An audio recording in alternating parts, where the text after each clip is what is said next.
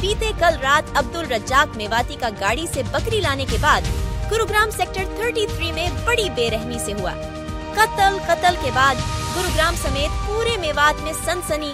घर वालों का इल्जाम है कि अब्दुल रज्जाक का कत्ल नूह दंगे की वजह से हुआ है।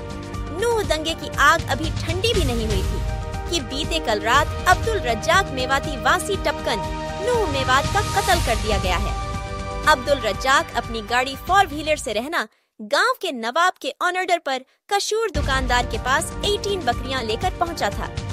देर रात अब्दुल रज्जाक को गुरुग्राम से घर के लिए निकलना था और घर पहुंचना था, लेकिन जब काफी रात बीत जाने पर भी जब अब्दुल रज्जाक घर नहीं पहुंचा तो घर वालों ने फोन लगाना शुरू कर दिया। लेकिन दूसरी तरफ अब्दुल रज्जाक का फोन स्विच ऑफ जा रहा था। फोन स्विच ऑफ आने की वजह से घर वालों की बेचैनी बढ़ने लगी। जब उन्हें बहुत परेशानी होने लगी तो वो अब्दुल रज्जाक को ढूंढने गुरुग्राम की तरफ निकल हो। काफी तलाश करने के बाद घर वालों गुरुग्राम के सेक्टर 33 के पावर हाउस के पास रोड पर उनकी लाश मिली। वही रोड पर उनका टेम्पो भी खड़ा हुआ मिला। पुलिस को दी गई एप्लीकेशन में अब्दुल रज्जाक के बेटे शाकिर ने कहा कि हमें पूरा यकीन है कि मेरे पिताजी का कत्ल नूह में हुई घटना की वजह से हुआ है। मृतक अब्दुल रज्जाक का पोस्टमार्टम घर वालों के मतलूबा डॉक्टरों और बोर्ड वीडियोग्राफी के जरिए हुआ। अब्दुल रज्जाक की हत्या एक ऐसे समय पर हुई है जब अभी नूह के दंगे की आग ठंडी भी नहीं हुई है।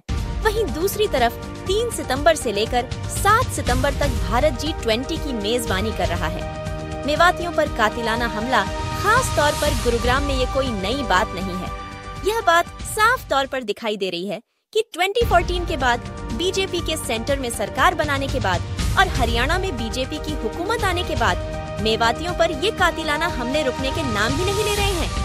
कभी गाय के नाम पर तो कभी कोई दूसरा इल्जाम लगाकर मेवातियों पर लगातार इन कातिलाना हमलों का सिलसिला जारी है।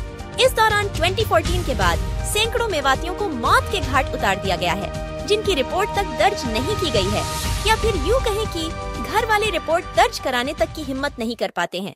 इस महीने में अब तक अब्दुल रज्जाक समेत हरियाणा और राजस्थान की मेवात में 5 मेवातियों को मौत के घाट उतार दिया गया है।